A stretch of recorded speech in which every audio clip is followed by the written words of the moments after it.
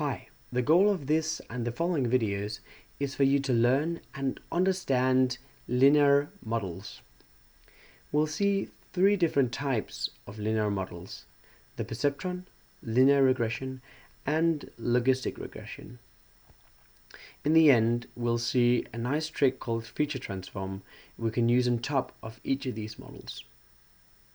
Before going more into detail with the topic though, I want you to see some of the amazing and very cool things we'll explore during these videos.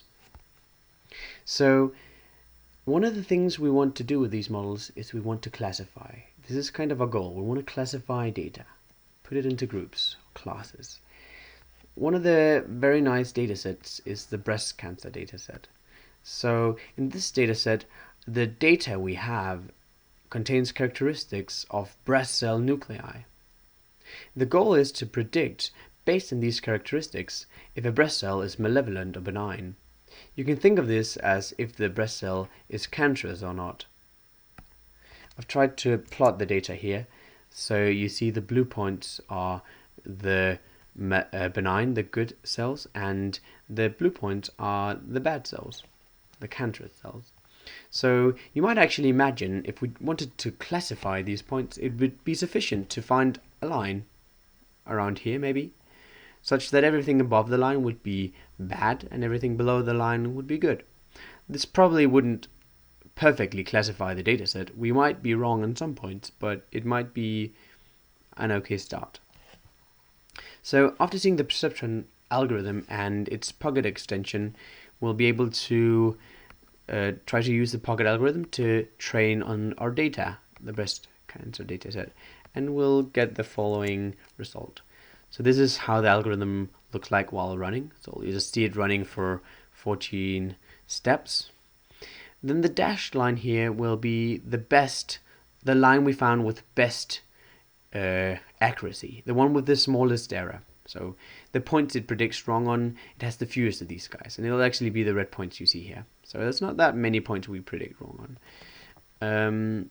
So if you do the computations, it actually computes only wrong on 7% of the points, and on the rest it predicts correctly. So they'll have 93% roughly where it predicts correctly. So this is just the first algorithm. We'll also see two more. The linear regression one is a bit more special in that it only has one step. It doesn't have multiple steps like over here where it was like continuously stepping. Linear regression finishes in one step.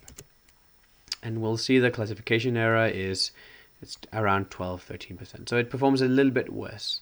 This is not something you can conclude anything in general about linear regression and perceptron being performing different. This is very specific. This is specific for the particular dataset, and if you watch the videos, you'll be able to understand the difference in performance. Hopefully, you'll be able to. Linear regression is a very strong tool, and this shouldn't discourage you from using it. Then finally, we'll see logistic regression, and this is very exciting in that it introduces probabilities. So it's going to take just a few seconds to run. So I'll just briefly talk about the other guys. Over here, you can think of everything to the left of the line being cancerous and everything to the right being non-cancerous.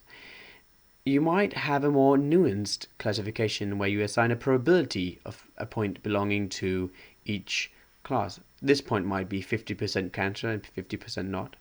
This point probably could be 100% not cancer, and this point could be 100% cancer. But close to the line, we might introduce probabilities. This is the idea with logistic regression. You'll see that this guy has some nuances in its color. You'll have the really blue class, which is definitely cancer, and the really red guy, who is definitely not cancer. But then in the middle, you'll have these nuances. This light blue, which is probably, maybe cancer. And then the white is, could be either. And the light red guys would be maybe, probably fine, but not really sure about it. So you'll have like a nuance classification. You can use this to make a hard cluster, a hard classification, and the error rate you get is similar to the perceptron. Great. So these are some things, these are what we'll look into with the linear models. This is not all of it. This is the end. When we've done all the hard work, this is what you're going to see. You're going to see how they work on the breast cancer dataset. We'll do a lot of steps before getting there. But so this is the goal. This is the end. This is what you'll be working for. And it'll be the end of it. When we've done with this, we'll see this very nice trick called feature transform. So in feature transforms, we'll actually, first I just want to say, you can think of all these guys, what they try to do is they want to find lines separating data. If the data looks like this, a line really won't suffice. No line will really work here. Just for fun, we could try to see what happens if we try to run the pocket algorithm. It just really won't. There is no line to be found, so we'll just try, and it won't really find anything good. So there's this very nice trick we can do where we can transform our data such that it looks like this, and there is a line we can find, and let's try to visualize how we can use a trick to kind of transform a line into a circle.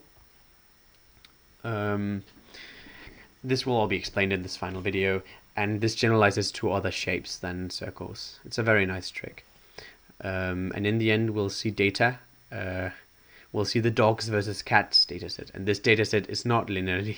Linear models seem to do very bad on this dataset, so it seems that we would need to do something else, and it might be that we could use feature transforms to do better.